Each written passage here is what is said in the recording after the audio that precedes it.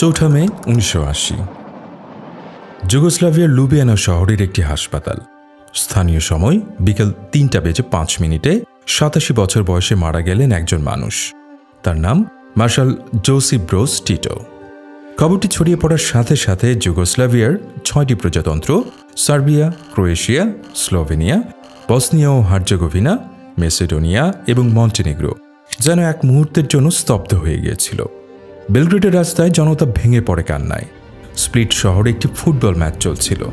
টিটোর মৃত্যুর সংবাদ ঘোষকের কাঁপা কাঁপা গলায় স্টেডিয়ামে ঘোষিত হওয়ার সাথে সাথে হাজার হাজার দর্শক এবং মাঠের খেলোয়াড়রা কান্নায় ভেঙে পড়েন। তারা গাইতে শুরু করেন, কমরেড টিটো, আমরা তোমার কাছে প্রতিজ্ঞা করছি। 4 দিন পর 8 মে বেলগ্রেডে অনুষ্ঠিত হল তার শেষকৃত্য। এটি ছিল ইতিহাসের অন্যতম বৃহত্তম রাষ্ট্রীয় অন্ত্যেষ্টিক্রিয়া।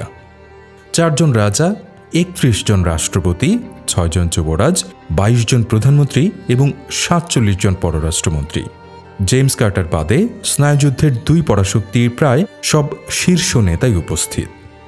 সোভিয়েত ইউনিয়নের লিওনিদ ব্রেজনেভ, পূর্ব জার্মানির এরিক হোনেকার, ব্রিটেনের মার্গারেট থ্যাচার, ভারতের ইন্দিরা গান্ধী, উত্তর কোরিয়ার কিম ইল সুং থেকে শুরু করে জাম্বিয়ার কেনেথ কাউন্ডা, শত্রু মিত্র নির্বিশেষে সবাই এসেছিলেন শেষ যুগোস্লাভ রাজাকে বিদায় জানাতে। টিটো কেবল একজন কমিউনিস্ট নেতাই ছিলেন না, তিনি ছিলেন দ্বিতীয় বিশ্বযুদ্ধের বিজয়ী বীর, স্টালিনকে না বলার মতো সাহসী রাষ্ট্রনায়ক এবং নন অ্যালাইন্ড মুভমেন্ট বা জোট নিরপেক্ষ আন্দোলনের অন্যতম প্রধান স্থপতি।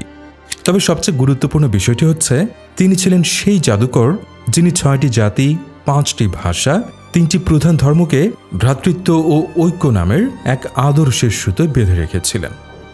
কিন্তু সেই অন্ত্যেষ্টিক্রিয়ার দিনেই টিটোর কফিনের পাশে দাঁড়িয়ে থাকা নেতারা হয়তো ভাবতেও পারেননি যে মানুষটি এই জটিল রাষ্ট্রটিকে একত্রিত রেখেছিলেন তার মৃত্যুই হবে এর ভেঙে পড়ার সূচনা।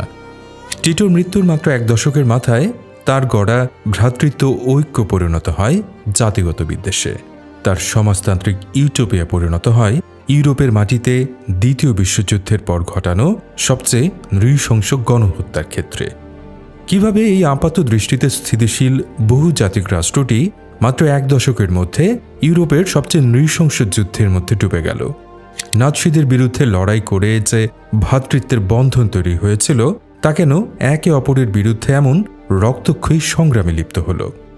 মার্শাল টিটোর মৃত্যুর পর যুগোস্লাভিয়া ভেঙে গিয়েছিল কেন? এর পেছনের গভীর রাজনৈতিক, অর্থনৈতিক এবং ঐতিহাসিক কারণগুলো অনুসন্ধান করার চেষ্টা করব আদ্যপান্তর আজকের পর্বে।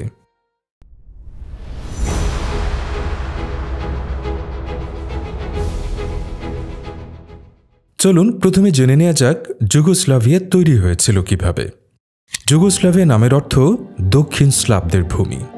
এই ধারণাটির জন্ম হয়েছিল 19বিংশ শতাব্দীতে বলকান অঞ্চলের বুদ্ধিজীবীদের মধ্যে, যারা শত শত বছর ধরে একদিকে অস্ট্রো হাঙ্গেরিয়ান সাম্রাজ্য এবং অন্যদিকে অটোম্যান সাম্রাজ্যের অধীনে বিভক্ত ছিলেন। ক্রোয়েশিয়ার ইলুরিয়ান মুভমেন্ট বা সার্বিয়ার ভাষা সংস্কারক ভুক কারাজিচের মতো ব্যক্তিরা এই দক্ষিণ স্লাভিক জাতিগুলো প্রধানত সার্ভ, ক্রোয়াট এবং স্লোভেনদের সাংস্কৃতিক ও ভাষাগত ঐক্যের উপর জোর দিয়েছিলেন। প্রথম বিশ্বযুদ্ধের পর 1918 সালে অস্ট্রো হাঙ্গেরিয়ান এবং অটোম্যান সাম্রাজ্যের পতনের পর বলতে গেলে এই ধারণাটি বাস্তবে রূপ নেয়। সার্বিয়ার বিজয়ী রাজ্যের সাথে ক্রোয়েশিয়া এবং স্লোভেনিয়ার নেতারা একত্রিত হয়ে সার্ব, ক্রোয়াট এবং স্লোভেনদের রাজ্য গঠন করেন, যা 1929 সালে কিংডম অফ যুগোস্লাভিয়া বা যুগোস্লাভিয়া রাজ্য নাম নেয়। কিন্তু প্রথম যুগোস্লাভিয়া ছিল একটি ত্রুটিপূর্ণ রাষ্ট্র। এর ভিত্তি এক কথায় ছিল সার্বিয়ান আধিপত্য। সার্বিয়ার কারাজোর্জেভিচ রাজবংশ বেলগ্রেড থেকে একটি কেন্দ্রীভূত রাষ্ট্র ব্যবস্থা চাপিয়ে দেয়।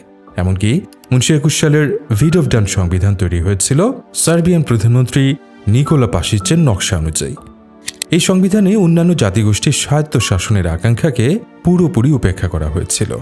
ক্রোয়াটরা আশা করেছিল একটি ফেডারেল কাঠামো পাবে, কিন্তু তারা আসলে ছিল একটি বৃহত্তর সার্বিয়ার উপনিবেশের মতোই। এই অসন্তোষ এতটাই তীব্র ছিল যে 1928 সালে সার্বিয়ান র্যাডিক্যাল পার্টির একজন সংসদ সদস্য পুনিসা রাচিচ বেলগ্রেড পার্লামেন্টের ভেতরেই ক্রোয়েশিয়ান পেজেন্ট পার্টির প্রধান স্টিপান রাদিচ সহ একাধিক ক্রোয়াট নেতাকে গুলি করে হত্যা করেন। এই হত্যাকাণ্ডের পর রাজা আলেকজান্ডার সংসদ ভেঙে দিয়ে একটি রাজকীয় একনায়কতন্ত্র প্রতিষ্ঠা করেন, যা জাতিগত বিভাজনকে আরও গভীর করে তোলে।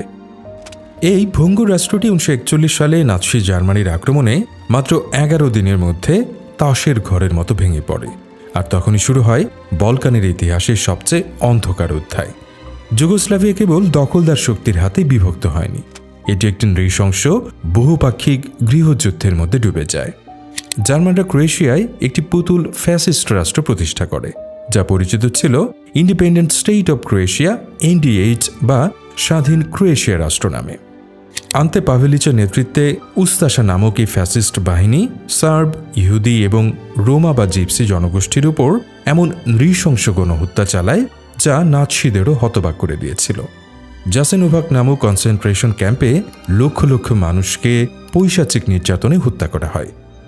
এই গণহত্যার প্রতিক্রিয়ায় সার্ব জাতীয়তাবাদীরা চেটনিক নামে একটি রাজতন্ত্রী মিলিশিয়া বাহিনী গঠন করে।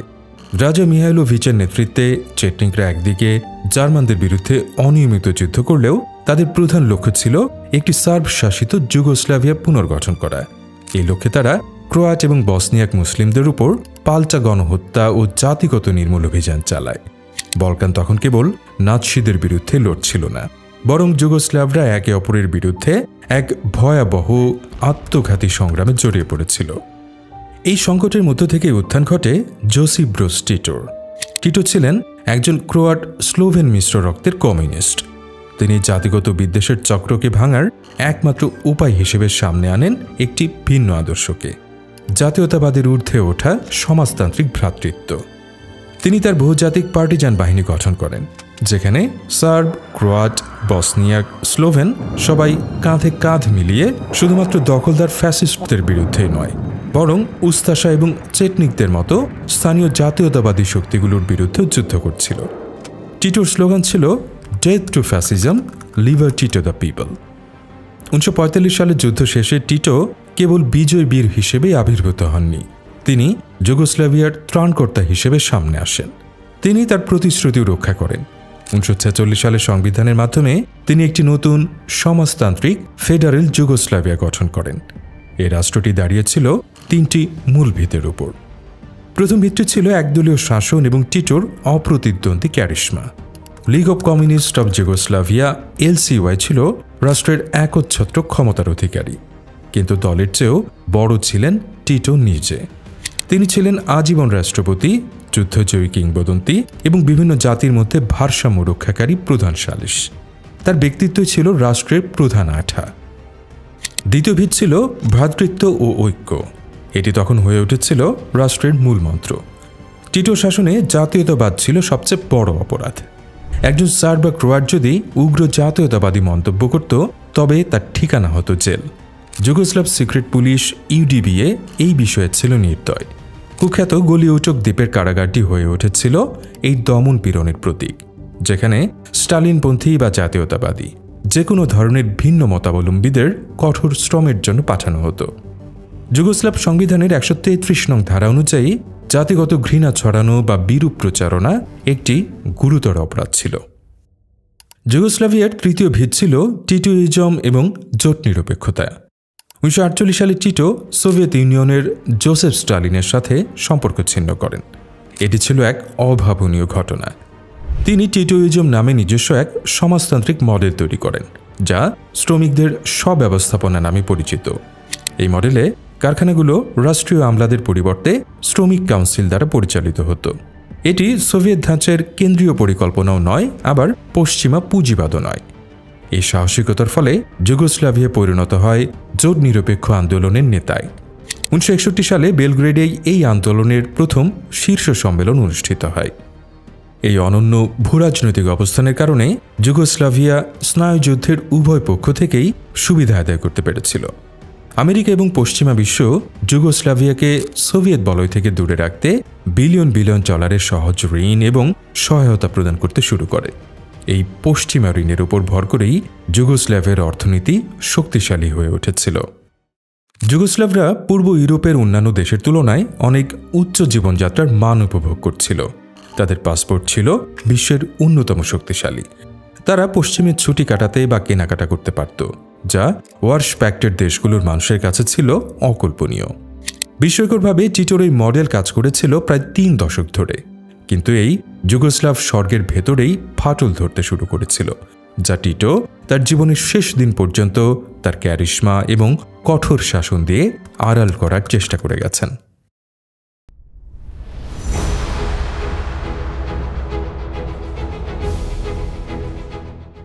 70-এর দশকে এসে টিটোর আপাত দৃষ্টিতে স্থিতিশীল মডেলটি দুটি বড় চ্যালেঞ্জের মুখে পড়ে। প্রথমটি রাজনৈতিক আর দ্বিতীয়টি অর্থনৈতিক, যা পরবর্তীতে আলোচনা করা হবে। রাজনৈতিক চ্যালেঞ্জটি আসে ক্রোয়েশিয়া থেকে 1971 সালে, যা ক্রোয়েশিয়ান স্প্রিং বা মাসপোক নামে পরিচিত। ক্রোয়েশিয়ান স্প্রিং ছিল একটি জটিল ঘটনা। এর শুরুটা হয়েছিল ক্রোয়েশিয়ার কমিউনিস্ট পার্টির ভেতরেই একদল সংস্কারপন্থী নেতার হাত ধরে। সাভকা দাবচেভিক, কুচার এবং মিকো ত্রিপালোর মতো নেতারা যুগোস্লাভ ফেডারেশনের মধ্যে ক্রোয়েশিয়ার জন্য আরও বেশি অর্থনৈতিক ও রাজনৈতিক স্বায়ত্তশাসনের দাবি তোলেন। তাদের মূল যুক্তি ছিল অর্থনৈতিক। ক্রোয়েশিয়া, বিশেষ করে এর ডালমেশিয়ান উপকূল, পর্যটন খাত থেকে বিপুল পরিমাণ বৈদেশিক মুদ্রা আয় করছিল। কিন্তু ফেডারেল সিস্টেম অনুযায়ী এই আয়ের সিংহভাগই বেলগ্রেডের কেন্দ্রীয় ব্যাংকে জমা হচ্ছিল। ক্রোয়াট নেতারা অভিযোগ করেন এই অর্থ দিয়ে সার্বিয়ার মতো অনুন্নত প্রজাতন্ত্র বা কসোভোর মতো দরিদ্র প্রদেশগুলোতে ভর্তুকি দেয়া হচ্ছে, যা ক্রোয়েশিয়ার নিজস্ব উন্নয়নকে বাধাগ্রস্ত করছে। এই অর্থনৈতিক দাবির সাথে যুক্ত হয় সাংস্কৃতিক দাবি। জাগ্রেবের বুদ্ধিজীবী এবং শিক্ষার্থীরা ক্রোয়েশিয়ান ভাষাকে সার্বো ক্রোয়েশিয়ান ভাষার একটি উপভাষা হিসেবে না দেখে একটি স্বতন্ত্র পূর্ণাঙ্গ ভাষা হিসেবে সাংবিধানিক স্বীকৃতির দাবি জানায়। মাটিসা রভাতস্কা নামক সাংস্কৃতিক সংগঠনটি এই আন্দোলনের কেন্দ্রে পরিণত হয়। এই আন্দোলন দ্রুত কমিউনিস্ট পার্টির নিয়ন্ত্রণ ছাড়িয়ে একটি গণ আন্দোলনের রূপ নেয় এবং এতে কট্টর জাতীয়তাবাদী ধারণা প্রবেশ করতে শুরু করে। টিটো প্রমাদ গুনতে শুরু করেন। তিনি এই আন্দোলনকে দ্বিতীয় বিশ্বযুদ্ধের আগের জাতিগত বিদ্বেষের পুনরুত্থান হিসেবে দেখছিলেন। টিটো ভয় পাচ্ছিলেন যে এই প্রবণতাকে যদি বাড়তে দেওয়া হয় তবে তা সার্বিয়াতেও পাল্টা জাতীয়তাবাদকে উস্কে দেবে এবং পুরো ফেডারেশনকে ধ্বংস করে দেবে। 1971 সালের ডিসেম্বরে টিটো কঠোর হাতে ক্রোয়েশিয়ান স্প্রিং দমন করেন। সাভকা এবং ত্রিপালো সহ ক্রোয়েশিয়ান পার্টির শীর্ষ নেতাদের পদত্যাগ করতে বাধ্য করা হয়। হাজার হাজার ছাত্র, শিক্ষক, বুদ্ধিজীবীকে দল থেকে বহিষ্কার করা হয়, অনেককে কারারুদ্ধ করা হয়। এই শুদ্ধি অভিযানের মধ্যে একজন ছিলেন ফ্রানিও তুজমান, টিটোর সেনাবাহিনীর একজন প্রাক্তন জেনারেল এবং ঐতিহাসিক, যিনি জাতীয়তাবাদী মতবাদের জন্য কারাবন্দী হন। এই দমনপীড়ন ক্রোয়েশিয়ার জাতীয়তাবাদী আকাঙ্ক্ষাকে সাময়িকভাবে দমন করতে পারলেও তা ক্রোয়াটদের মধ্যে একটি গভীর ক্ষতের সৃষ্টি করেছিল। কিন্তু টিটো এটাও বুঝতে পেরেছিলেন যে বল প্রয়োগ দীর্ঘমেয়াদী সমাধান নয়। তিনি হয়তো উপলব্ধি করেছিলেন যে তার মৃত্যুর পরে চাপা অসন্তোষগুলো আবার মাথাচাড়া দেবে। তাই তিনি একটি স্থায়ী সাংবিধানিক সমাধানের চেষ্টা করেন, যা যুগোস্লাভের ইতিহাসে সবচেয়ে বড় ভুল পদক্ষেপগুলোর একটি হিসেবে প্রমাণিত হয়। 1974 সালের সংবিধান। এই সংবিধান ছিল একটি টাইম বোমা, যা টিটোর মৃত্যুর পর বিস্ফোরিত হওয়ার জন্যই যেন তৈরি হয়েছিল। টিটোর উদ্দেশ্য ছিল মহৎ, কিন্তু পরস্পর বিরোধী। তিনি একদিকে যেমন ক্রোয়েশিয়ান এবং অন্যান্য অসার প্রজাতন্ত্রের জাতীয়তাবাদকে শান্ত করতে চেয়েছিলেন, অন্যদিকে তিনি সার্বিয়ার সম্ভাব্য আধিপত্যকেও খর্ব করতে চেয়েছিলেন। 1966 সালে তিনি তার সার্বিয়ান ভাইস প্রেসিডেন্ট এবং সিক্রেট পুলিশের প্রধান আলেকজান্ডার রাঙ্কোভিচকে সার্বিয়ান জাতীয়তাবাদ ও ক্ষমতার অপব্যবহারের দায়ে বরখাস্ত করেছিলেন। এই ভয় থেকে তিনি দুর্বল সার্বিয়া, শক্তিশালী যুগোস্লাভিয়া নীতি প্রতিষ্ঠা করার চেষ্টা করেন। 1974 সালের সংবিধান যুগোস্লাভ ফেডারেল রাষ্ট্রকে প্রায় একটি কনফেডারেশনে পরিণত করে। এটি 6টি প্রজাতন্ত্র Slovenia, Croatia, Serbia, Bosnia, Montenegro এবং মেসিডোনিয়াকে প্রায় স্বাধীন রাষ্ট্রের মর্যাদা দিয়ে দেয়। প্রতিটি প্রজাতন্ত্রের নিজস্ব পার্লামেন্ট, নিজস্ব কেন্দ্রীয় ব্যাংক এবং নিজস্ব আঞ্চলিক প্রতিরক্ষা বাহিনী বা টেরিটোরিয়াল ডিফেন্স ফোর্সেস টিও গঠনের অধিকার দেওয়া হয়। এই টিও বাহিনীগুলো ছিল প্রজাতন্ত্রের নিজস্ব সেনাবাহিনী। কিন্তু সবচেয়ে গুরুত্বপূর্ণ এবং বিতর্কিত পরিবর্তনটি আনা হয় সার্বিয়ার কাঠামোতে। সার্বিয়ার দুটি স্বায়ত্তশাসিত প্রদেশ, কসোভো যেখানে আলবেনিয়ানরা সংখ্যাগরিষ্ঠ এবং ভয়বধিনা যেখানে হাঙ্গেরিয়ান সহ অনেক সংখ্যালঘু ছিল, এদেরকেও কার্যত প্রজাতন্ত্রের সমান ক্ষমতা দেয়া হয়। এই প্রদেশগুলো ফেডারেল প্রেসিডেন্সিতে নিজস্ব প্রতিনিধি পায় এবং সার্বিয়ার পার্লামেন্টের যে কোনো সিদ্ধান্তে ভেটো দেওয়ার ক্ষমতা পায়। এর ফলে সার্বিয়া, যা ছিল যুগোস্লাভিয়ার বৃহত্তম প্রজাতন্ত্র, কার্যত 3 টুকরো হয়ে যায়। সার্বিয়ার পার্লামেন্টের কোনো সিদ্ধান্ত কসোভো বা ভয়ভোদিনার সম্মতি ছাড়া কার্যকর করা যেত না, কিন্তু কসোভো বা ভয়ভোদিনার সিদ্ধান্ত প্রণয়নে সার্বিয়ার কোনো ভূমিকা ছিল না। এই সংবিধান সার্ব জাতীয়তাবাদীদের মধ্যে তীব্র ক্ষোভের জন্ম দেয়। তারা প্রচার করতে শুরু করে যে টিটো, যিনি নিজে একজন ক্রোয়াট স্লোভেন, তিনি উদ্দেশ্যমূলকভাবে সার্বদের খণ্ডিত ও দুর্বল করার জন্য এই ব্যবস্থা নিয়েছেন। টিটো দ্বিতীয় যে মারাত্মক ব্যবস্থাটি করেন তা হল যৌথ প্রেসিডেন্সি বা কালেকটিভ প্রেসিডেন্সি তৈরি করা। তিনি জানতেন তার মতো ক্যারিশমেটিক নেতা আর কেউ নেই যে এই জটিল রাষ্ট্রকে একা চালাতে পারবে। তাই তিনি 6টি প্রজাতন্ত্র এবং 2টি প্রদেশ থেকে একজন করে প্রতিনিধি নিয়ে মোট 8 সদস্যের একটি প্রেসিডেন্সি গঠন করেন। টিটোর মৃত্যুর পর এই 8 জন সদস্য প্রতি বছর চক্রাকারে রাষ্ট্রপতি হবেন। এই ব্যবস্থাটি ছিল রাজনৈতিক অচলাবস্থার এক নিখুঁত রেসিপি। এটি এমন এক সিস্টেম তৈরি করে যেখানে কোনো একক কেন্দ্রীয় সিদ্ধান্ত নেওয়া প্রায় অসম্ভব ছিল, কারণ প্রতিটি প্রজাতন্ত্রের হাতেই ভেটো ক্ষমতা ছিল। টিটো ভেবেছিলেন এটি ক্ষমতার ভারসাম্য আনবে, কিন্তু বাস্তবে এটি রাষ্ট্রকে পঙ্গু করে দিয়েছিল। 1974 সালে সংবিধানের মাধ্যমে টিটো মূলত যুগোস্লাভিয়ার কবর নিজেই খুঁড়ে গিয়েছিলেন। যতক্ষণ তিনি বেঁচে ছিলেন তার ব্যক্তিগত কর্তৃত্ব এই ভগ্নপ্রায় কাঠামোর ফাটলগুলোকে ঢেকে রেখেছিল, কিন্তু তার মৃত্যুর সাথে সাথেই সেই ফাটলগুলো দৃশ্যমান হয়ে উঠতে শুরু করে।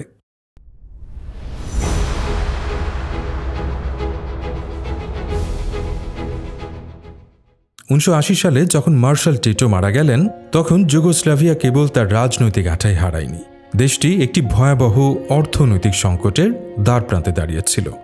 টিটোর শাসনামলে যুগোস্লাভরা যে উচ্চ জীবনযাত্রার মান উপভোগ করছিল তা মূলত 2টি বিষয়ের উপর নির্ভরশীল ছিল: পশ্চিমা সহজ ঋণ এবং অদক্ষ সমাজতান্ত্রিক অর্থনীতি। 70-এর দশকে যুগোস্লাভিয়া তার অনন্য ভূরাজনৈতিক অবস্থানের পূর্ণ সদ্ব্যবহার করেছিল। পশ্চিমা দেশগুলো, বিশেষ করে মার্কিন যুক্তরাষ্ট্র ও ইউরোপ, সোভিয়েত বলয় থেকে যুগোস্লাভিয়াকে দূরে রাখার জন্য সহজ শর্তে বিলিয়ন বিলিয়ন ডলারের ঋণ প্রদান করে। এই অর্থ ব্যবহৃত হয়েছিল দেশজুড়ে ব্যাপক শিল্পায়ন, অবকাঠামো নির্মাণ এবং কৃত্রিমভাবে উচ্চ জীবনযাত্রার মান বজায় রাখার জন্য। কিন্তু টিটোর শ্রমিকদের স্ব-ব্যবস্থাপনা মডেলটি অর্থনৈতিকভাবে টেকসই ছিল না। এটি ছিল এক ধরনের বাজার সমাজতন্ত্র, যেখানে কারখানাগুলো একে অপরের সাথে প্রতিযোগিতা করছিল, প্রায়ই অলাভজনক প্রকল্পে বিপুল পরিমাণ অর্থ বিনিয়োগ করছিল এবং রাষ্ট্রায়ত্ত ব্যাংকগুলো থেকে এমন সব ঋণ নিচ্ছিল যা তারা কখনো পরিশোধ করতে পারত না। এই অদক্ষ কারখানাগুলো লোকসান দিয়ে চলত এবং রাষ্ট্রকে তাদের ভর্তুকি দিয়ে বাঁচিয়ে রাখতে হতো। এটি ছিল অনেকটা ক্রেডিট কার্ডে চলা সমাজতন্ত্র। 1973 এবং 1979 সালের বৈশ্বিক তেল সংকটের ফলে পশ্চিমা অর্থনীতিগুলো স্থবির হয়ে পড়ে এবং মুদ্রাস্ফীতি দেখা দেয়। এই সংকট মোকাবেলায় পশ্চিমা কেন্দ্রীয় ব্যাংকগুলো, বিশেষ করে মার্কিন ফেডারেল রিজার্ভ, সুদের হার আকাশচুম্বী করে দেয়। রাতারাতি যুগোস্লাভিয়ার সেই সহজ ঋণের বোঝা, যা 1980 সাল নাগাদ প্রায় $20 বিলিয়ন পৌঁছেছিল, তা বহন করা অসম্ভব হয়ে পড়ে। টিটোর মৃত্যুর পর যুগোস্লাভিয়া কার্যত দেউলিয়া হয়ে যায়। নতুন প্রধানমন্ত্রী মিলকা প্লানিংকের সরকার IMF এবং বিশ্ব ব্যাংকের কাছে বেল আউট প্যাকেজের জন্য আবেদন করতে বাধ্য হয়, কিন্তু এই সহায়তা বিনামূল্যে আসেনি। এর সাথে আসে কঠোর কৃচ্ছ সাধনের শর্ত। IMF এর নির্দেশে যুগোস্লাভ সরকারকে ভর্তুকি বন্ধ করতে, মুদ্রার অবমূল্যায়ন করতে এবং বাজার উন্মুক্ত করতে বাধ্য করা হয়। এর ফলাফল ছিল বিপর্যয়কর। রাতারাতি সাধারণ যুগোস্লাভ মানুষের জীবনযাত্রার মান পড়তে শুরু করে। 1980-র দশকে যুগোস্লাভিয়ায় মুদ্রাস্ফীতি লাগামহীন হয়ে পড়ে, যা দশকের মাঝামাঝি সময়ে 1000% এবং শেষ নাগাদ 2500% ছাড়িয়ে যায়। তরুণদের মধ্যে বেকারত্ব নাটকীয়ভাবে বেড়ে যায়।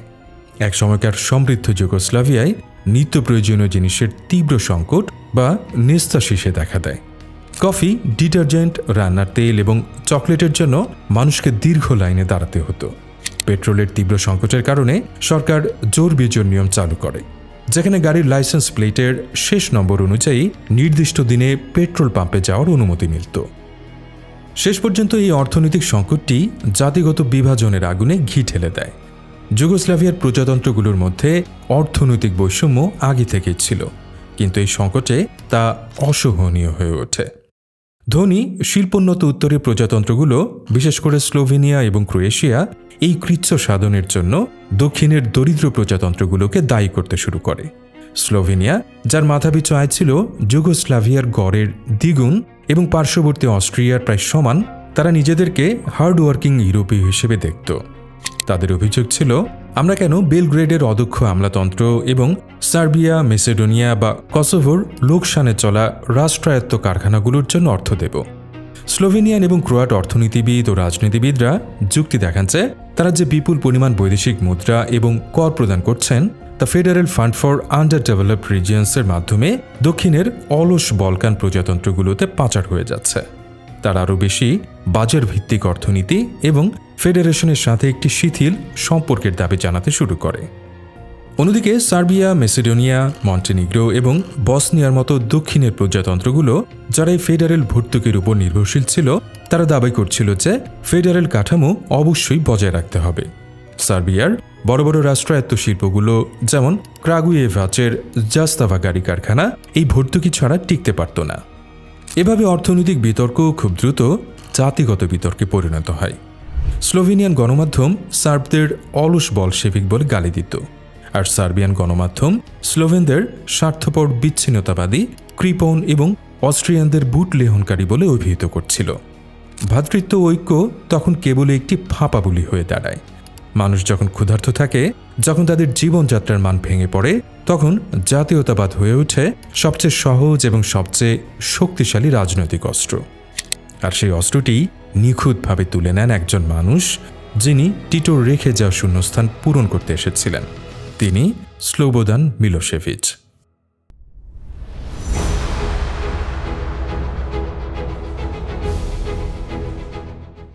স্লোবোদান মিলোসেভিচ ছিলেন টিটো পরবর্তী যুগোস্লাভিয়ার ট্র্যাজেডির কেন্দ্রীয় চরিত্র। তিনি একজন নিরাসক্ত, বর্ণহীন এবং আপাতদৃষ্টিতে একনিষ্ঠ কমিউনিস্ট আমলা ছিলেন। তিনি সার্বিয়ান কমিউনিস্ট পার্টির প্রধান হওয়ার আগে বেলগ্রেডের একটি প্রধান ব্যাংক, বেউব্যাংকার প্রধান ছিলেন। টিটোর মতো তার কোনো বিশ্বযুদ্ধের বীরত্বের ইতিহাস বা সম্মোহনী ক্যারিশমা ছিল না, কিন্তু তার ছিল ক্ষমতার প্রতি এক তীব্র শীতল আকাঙ্ক্ষা। তিনি হয়তো যুগোস্লাভিয়ার প্রথম প্রধান নেতা, যিনি বুঝতে পেরেছিলেন যে ধসে পড়া কমিউনিস্ট আদর্শ দিয়ে আর ক্ষমতা ধরে রাখা যাবে না। একটি নতুন, আরও শক্তিশালী আদর্শ দরকার, এবং সার্বিয়ার জন্য সেই আদর্শটি ছিল জাতীয়তাবাদ। ৮০ দশকে সার্বিয়াতে একটি সম্মিলিত হতাশা এবং পরিস্থিতির শিকার হওয়ার ধারণা জনপ্রিয় হচ্ছিল। এই ধারণার তাত্ত্বিক ভিত্তি দেয় ১৯৮৬ সালে প্রকাশিত Serbian academy of sciences and আর্টসের মেমোরেন্ডাম নামে একটি দলিল। যদিও এটি একটি খসড়া দলিল হিসেবে ফাঁস হয়েছিল, তবে এটি সার্বিয়ান বুদ্ধিজীবী মহলে দাবানলের মতো ছড়িয়ে পড়ে। এই দলিলে খোলাখুলি অভিযোগ করা হয় যে টিটোর যুগোস্লাভিয়া ছিল একটি পরিকল্পিত সার্ব বিরোধী রাষ্ট্র। এতে বলা হয় ১৯৭৪ সালের সংবিধান সার্বিয়াকে খণ্ডিত ও দুর্বল করেছে, এবং সবচেয়ে বিস্ফোরক অভিযোগটি ছিল কসোভোতে সংখ্যাগরিষ্ঠ আলবেনিয়ানরা সার্বিয়ান সংখ্যালঘুদের উপর শারীরিক, রাজনৈতিক, আইনি এবং সাংস্কৃতিক গণহত্যা চালাচ্ছে, তাদের পৈতৃক ভূমি থেকে বিতাড়িত করছে। মিলোসেভিচ এই গণবিক্ষোভকেই তার ক্ষমতার সিঁড়ি হিসেবে ব্যবহার করেন। তার উত্থানের মুহূর্তটি আসে ১৯৮৭ সালের ২৪শে এপ্রিল। মিলোসেভিচকে তখন তার রাজনৈতিক গুরু এবং সার্বিয়ার রাষ্ট্রপতি ইভান স্টাম্বলিজ কসোভো প্রদেশের কসোভোপোলিয়া শহরে পাঠিয়েছিলেন স্থানীয় সার্ব এবং আলবেনিয়ানদের মধ্যে ক্রমবর্ধমান উত্তেজনা নিরসনের জন্য। যখন মিলোসেভিচ স্থানীয় সার্ব নেতাদের সাথে কালচারাল সেন্টারের ভেতরে কথা বলছিলেন, তখন বাইরে বিক্ষোভরত সার্বদের উপর স্থানীয়, প্রধানত আলবেনিয়ান পুলিশ লাঠিচার্জ করতে শুরু করে। উত্তেজিত সার্বরা চিৎকার করতে থাকে। মিলোসেভিচ বাইরে বেরিয়ে আসেন এবং টিভি ক্যামেরার সামনে দাঁড়িয়ে সেই ঐতিহাসিক উক্তিটি করেন, কেউ তোমাদের মারার সাহস পাবে না। এই কথাটি সার্বিয়ার ইতিহাসকে চিরতরে বদলে দেয়। এক মুহূর্তের মধ্যে স্লোবোদান মিলোসেভিচ একজন বর্ণহীন আমলা থেকে সার্ব জাতির রক্ষাকর্তায় পরিণত হন। সেই রাতে তিনি তার গুরু ইভান স্টাম্বলিজকে ফোন করে বলেন, এখন সবকিছু পরিষ্কার। তিনি কসোভোর সার্ব জাতীয়তাবাদকে পূর্ণরূপে আলিঙ্গন করে নিলেন। কয়েক মাসের মধ্যেই তিনি স্টাম্বলিজকে রাজনৈতিকভাবে পদচ্যুত করে সার্বিয়ান কমিউনিস্ট পার্টির একচ্ছত্র নেতা হয়ে ওঠেন। পরের ২ বছর মিলোসেভিচ যা করেন তা অ্যান্টি ব্যুরোক্রেটিক রেভলিউশন বা আমলাতন্ত্র বিরোধী বিপ্লব নামে পরিচিত। এটি কোনো স্বতঃস্ফূর্ত গণ অভ্যুত্থান ছিল না, বরং এটি ছিল মিলোসেভিচ নিয়ন্ত্রিত গণমাধ্যম এবং সিক্রেট সার্ভিস দ্বারা সুচারুভাবে আয়োজিত একটি গণ আন্দোলন। তিনি সার্বিয়ার রাষ্ট্রীয় টেলিভিশন, RTS এবং পলিটিকা সংবাদপত্রের মতো গণমাধ্যমকে সম্পূর্ণ নিয়ন্ত্রণে নিয়ে নেন। এই গণমাধ্যমগুলো দিনরাত কসোভোতে সার্বদের দুর্দশা, আলবেনিয়ানদের নৃশংসতা এবং ক্রোয়েশিয়া ও স্লোভেনিয়ার সার্ব বিরোধী ষড়যন্ত্রের কথা প্রচার করতে থাকে। তিনি এই গণমাধ্যমকে ব্যবহার করে বেলগ্রেড এবং সার্বিয়ার বিভিন্ন শহরে লক্ষ লক্ষ মানুষের সমাবেশ ঘটান, যেখানে জনতা টিটোর ছবি নয় বরং মিলোসেভিচের ছবি বহন করছিল। এই জনতার শক্তি ব্যবহার করে তিনি যুগোস্লাভিয়ার সাংবিধানিক কাঠামোকে ধ্বংস করতে শুরু করেন। 1988 সালের অক্টোবরে মিলোসেভিচের সমর্থকরা ভয়ভোদিনার রাজধানী নোভি সাদের পার্লামেন্ট ঘেরাও করে। এই ঘটনা ইয়োগার্ট রেভলিউশন নামে পরিচিতি পায়, কারণ বিক্ষোভকারীরা পার্লামেন্ট ভবনে ইয়োগার্ট বা দই ছুটছিল। চাপের মুখে ভয়ভোদিনার প্রাদেশিক সরকার পদত্যাগ করতে বাধ্য হয়। একই কায়দায় 1989 সালের জানুয়ারিতে মন্টেনিগ্রোর রাজধানী টিটোগ্রাদে, যা বর্তমানে পডগোরিচা নামে পরিচিত, সেখানে গণসমাবেশ ঘটিয়ে মন্টেনিগ্রোর পুরনো কমিউনিস্ট নেতৃত্বকে ক্ষমতাচ্যুত করা হয়। তাদের জায়গায় ক্ষমতায় আসেন মিলোসেভিচের অনুগত তরুণ নেতারা, যেমন মোমির বুলাতোভিচ এবং মিলো জোকানোভিচ। 1989 সালের মার্চে কসোভোতেও মিলোসেভিচের থাবা পড়ে। তবে এই পরিবর্তন শান্তিপূর্ণ ছিল না। মিলোসেভিচ যখন কসোভোর স্বায়ত্তশাসন সম্পূর্ণভাবে বাতিল করার জন্য সাংবিধানিক সংশোধনী আনেন, তখন প্রদেশের আলবেনিয়ানরা ব্যাপক প্রতিবাদ শুরু করে। ত্রেপচা খনির আলবেনিয়ান খনি শ্রমিকরা মাটির নিচে ঐতিহাসিক অনশন ধর্মঘট শুরু করেন। মিলোসেভিচের জবাবে কসোভোতে সামরিক আইন জারি করেন, ট্যাঙ্ক পাঠান এবং আলবেনিয়ান প্রাদেশিক নেতাদের গ্রেপ্তার করেন। 1989 সালের মার্চের মধ্যে মিলোসেভিচ সফলভাবে ভয়ভোদিনা, মন্টেনিগ্রো এবং কসোভোর স্বায়ত্তশাসন বাতিল করে এই তিনটি অঞ্চলের উপর বেলগ্রেডের পূর্ণ নিয়ন্ত্রণ প্রতিষ্ঠা করেন। এর ফলাফল ছিল সুদূরপ্রসারী। টিটোর তৈরি 8 সদস্যের যৌথ প্রেসিডেন্সিতে মিলোসেভিচ তখন কেবল সার্বিয়ার ভোটটি নিয়ন্ত্রণ করতেন না, বরং মন্টেনিগ্রো, কসোভো এবং ভয়ভোদিনার ভোটও তার পকেটে চলে আসে। অর্থাৎ যুগোস্লাভিয়ার 8টি ভোটের মধ্যে 4টি তখন একজন মাত্র ব্যক্তির নিয়ন্ত্রণে। তিনি কার্যকরভাবে ফেডারেল সরকারের যে কোনো সিদ্ধান্তকে ভেটো দিতে পারতেন বা আটকে দিতে পারতেন। মিলোসেভিচ 1974 সালের সংবিধানকে ধ্বংস করে দিয়েছিলেন এবং যুগোস্লাভ ফেডারেশনকে একটি পঙ্গু রাষ্ট্রে পরিণত করেছিলেন। তার লক্ষ্য ছিল একটি নতুন সার্ব কেন্দ্রিক যুগোস্লাভিয়া প্রতিষ্ঠা করা, কিন্তু তার এই আগ্রাসী পদক্ষেপ অন্য প্রজাতন্ত্রগুলোতে ঠিক বিপরীত প্রতিক্রিয়া সৃষ্টি করছিল।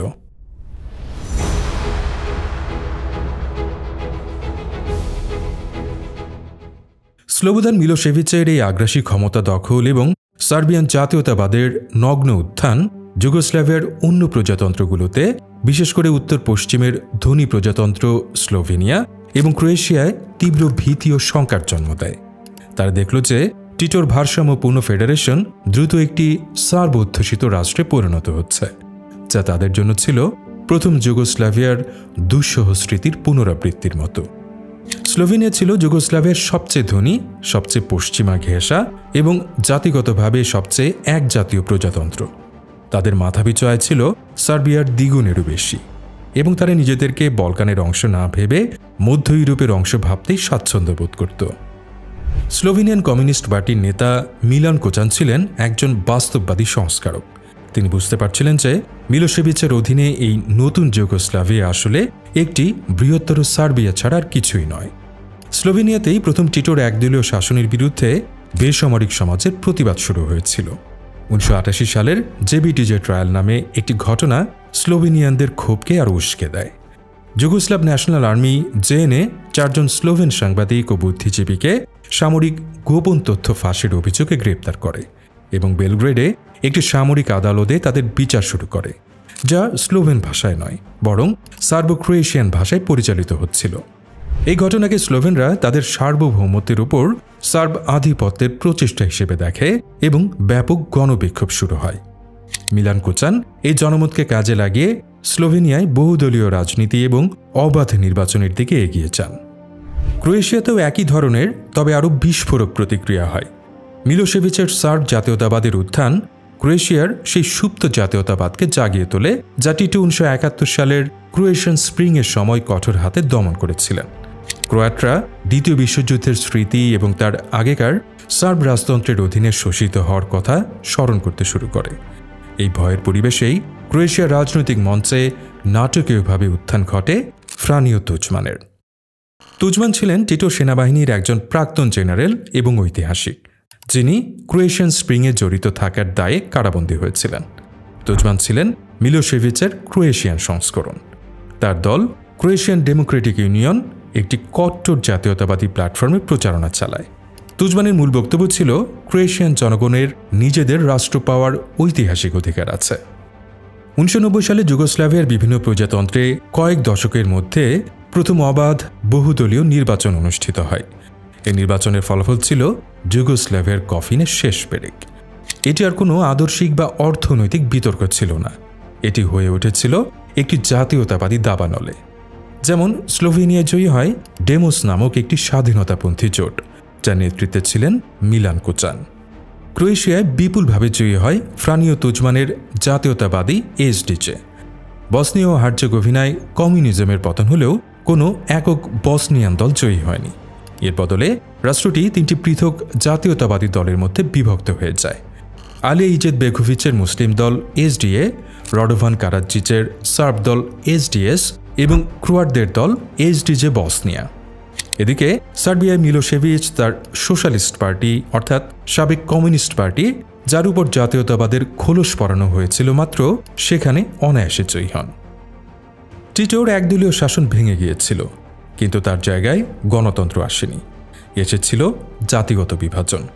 প্রতিটি প্রজাতন্ত্রের মানুষ তাদের নিজেদের জাতিগত নেতার পেছনে একতাবদ্ধ হয়েছিল। এই রাজনৈতিক বিভাজনের নাটকীয় মঞ্চায়ন হয় 1990 সালের জানুয়ারিতে বেলগ্রেডের সাভা সেন্টারে অনুষ্ঠিত যুগোস্লাভ কমিউনিস্ট পার্টি এলসিওয়াই এর 14তম এবং শেষ কংগ্রেসে। স্লোভেন প্রতিনিধিরা মিলান কোচানের নেতৃত্বে পার্টি এবং রাষ্ট্রকে একটি শিথিল কনফেডারেশনে রূপান্তরিত করার জন্য একাধিক সংস্কার প্রস্তাব দেন, যা প্রজাতন্ত্রগুলোকে আরও বেশি স্বায়ত্তশাসন দেবে। মিলোসেভিচের নেতৃত্বাধীন সার্ব প্রতিনিধিরা তাদের নতুন অর্জিত ভোট অর্থাৎ সার্বিয়া, মন্টিনিগ্রো, কসোভো এবং ভয়ভোদিনার ভোটের জোরে স্লোভেনদের প্রতিটি প্রস্তাব একের পর এক নাকচ করে দেন।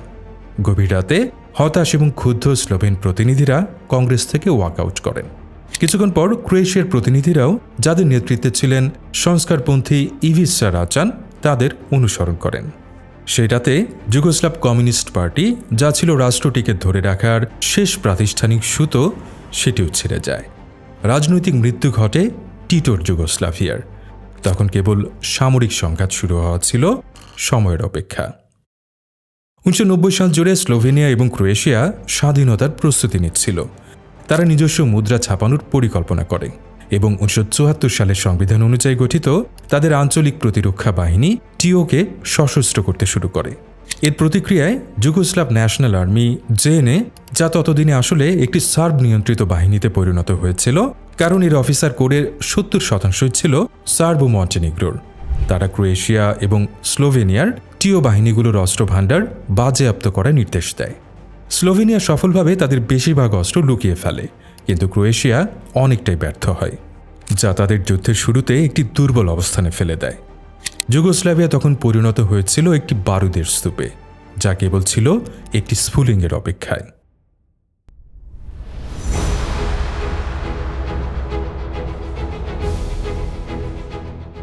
1991 সাল শুরু হয় এক শ্বাসরুদ্ধকর উত্তেজনার মধ্য দিয়ে। স্লোভেনিয়া এবং ক্রোয়েশিয়ার স্বাধীনতার বিকল্প ভাবছিল না, আর স্লোবোদান মিলোসেভিচ দৃঢ় প্রতিজ্ঞ ছিলেন যে কোনো মূল্যে সার্বিয়ার প্রভাব বলয় অখণ্ড রাখতে। যুগোস্লাভ ন্যাশনাল আর্মি জেএনএ, যা একসময় ভ্রাতৃত্ব ও ঐক্যের প্রতীক ছিল, তা দ্রুত একটি সার্ব জাতীয়তাবাদী বাহিনীতে পরিণত হচ্ছিল। এর শীর্ষ কমান্ডাররা, যেমন প্রতিরক্ষামন্ত্রী জেনারেল ভেলকো কাডিয়েভিচ এবং চিফ অফ স্টাফ ব্লাগোয়ে আচিস, মিলোসেভিচের প্রতি অনুগত ছিলেন এবং ক্রোয়েশিয়া ও স্লোভেনিয়ার গণতান্ত্রিকভাবে নির্বাচিত সরকারকে ফ্যাসিস্ট এবং বিচ্ছিন্নতাবাদী হিসেবে দেখতেন। 1991 সালের 25 জুন স্লোভেনিয়া এবং ক্রোয়েশিয়া একযোগে তাদের সংসদ থেকে স্বাধীনতা ঘোষণা করে। এর 2 দিন পর 27 জুন সকালে জেএনএ ট্যাঙ্ক এবং সাঁজোয়া যান বেলগ্রেডের নির্দেশে ইতালি, অস্ট্রিয়া এবং হাঙ্গেরির সাথে থাকা স্লোভেনিয়ার সীমান্ত চৌকিগুলো দখল করতে শুরু করে। শুরু হয় 10 দিনের যুদ্ধ। জেএনএ ভেবেছিল এটি হবে একটি সহজ অভিযান, কিন্তু তারা স্লোভেনিয়ানদের প্রস্তুতিকে অবমূল্যায়ন করেছিল। স্লোভেনিয়া জাতিগতভাবে একজাতীয় হওয়ায় তাদের আঞ্চলিক প্রতিরক্ষা বাহিনী টিও অত্যন্ত সুসংগঠিত ছিল। তারা জেএনএর ট্যাঙ্ক কলামগুলোকে পাহাড়ি রাস্তা এবং টানেলে আটকে ফেলে, তাদের সরবরাহ লাইন কেটে দেয়। জেএনএর ভেতরেও বিশৃঙ্খলা দেখা দেয়। বহু অসার্ব সৈনিক যেমন বসনিয়াক, মেসিডোনিয়ান বা আলবেনিয়ানরা জানতই না তারা কেন স্লোভেনদের বিরুদ্ধে যুদ্ধ করছে। তাদের মনোবল ভেঙে পড়ে। 10 দিন পর ইউরোপীয় সম্প্রদায়ের মধ্যস্থতায় জেএনএ একটি অপমানজনক যুদ্ধবিরতিতে সম্মত হয় এবং স্লোভেনিয়া থেকে সেনা প্রত্যাহারে রাজি হয়। স্লোভেনিয়া সহজে স্বাধীনতা অর্জন করেছিল, কারণ মিলোসেভিচের স্লোভেনিয়ার প্রতি খুব বেশি আগ্রহ ছিল না।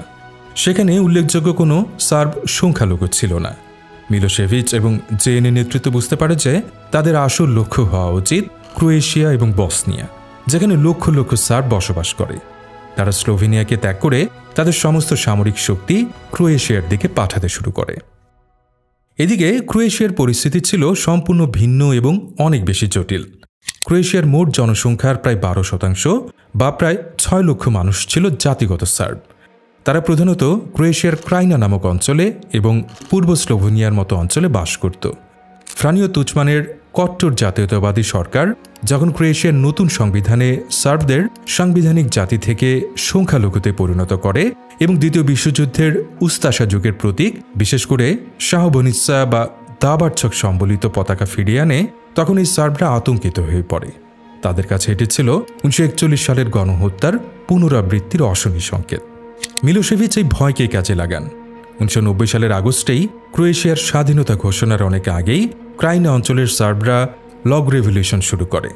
তার একজন দন্তচিকিৎসক মিলান বাবিচ এবং একজন পুলিশ প্রধান মিলান মার্টিচের নেতৃত্বে ক্রোয়েশিয়ান শহরগুলোকে ডালমেশিয়ান উপকূলের পর্যটন কেন্দ্র থেকে বিচ্ছিন্ন করার জন্য রাস্তায় গাছের গুঁড়ি ফেলে ব্যারিকেড তৈরি করে। স্লোভেনিয়া থেকে জেএনএ পিছু হটার পর ক্রোয়েশিয়ায় পুরোদমে যুদ্ধ শুরু হয়। জেএনএ খোলাখুলিভাবে ক্রোয়েশিয়ান সার্ব মিলিশিয়াদের পক্ষে যুদ্ধে নামে। তারা দাবি করছিল যে তারা নিরীহ সার্ব জনগণকে ক্রোয়েশিয়ান ফ্যাসিস্টদের হাত থেকে রক্ষা করছে। বাস্তবে এটি ছিল একটি ভূমি দখলের অভিযান। সার্বিয়ান আধা সামরিক বাহিনীগুলো যেমন জেলকো রাজানোদোভিচের আরকানস টাইগার্স এবং ভেইস্লাভ শেশেলের হোয়াইট ইগলস জেএনএর সহযোগিতায় পূর্ব এবং পশ্চিম ক্রোয়েশিয়ায় জাতিগত নির্মূল অভিযান শুরু করে। ক্রোয়াট গ্রামগুলো জ্বালিয়ে দেয় এবং সেখানকার অধিবাসীদের বিতাড়িত করতে শুরু করে।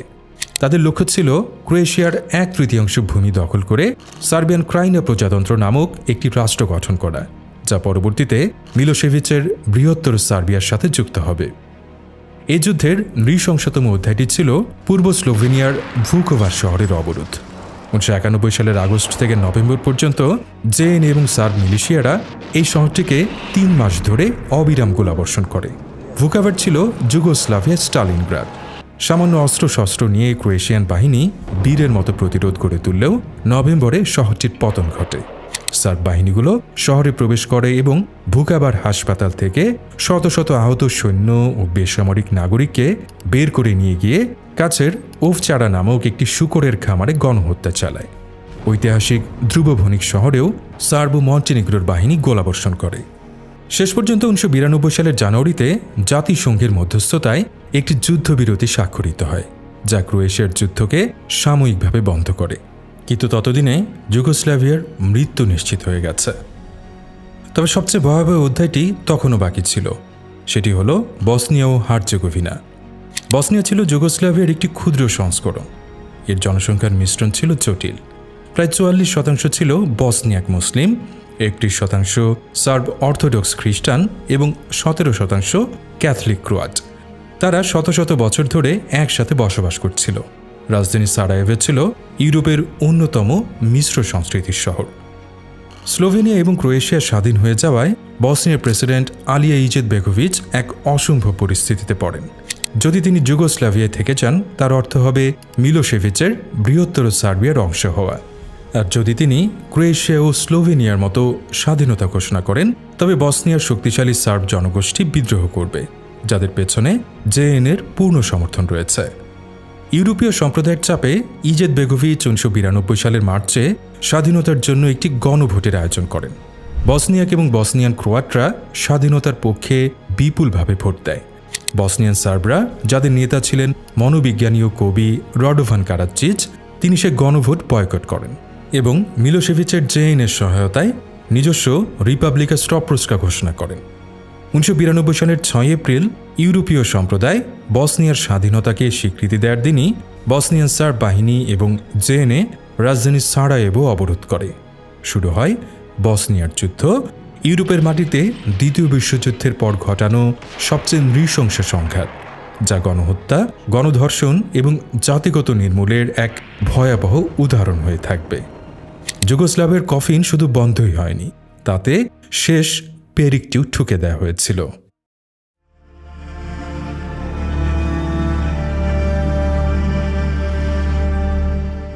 মার্শাল টিটোর মৃত্যুর পর যুগোস্লাভিয়া কেন ভেঙে গেল, এর কোনো একক উত্তর নেই।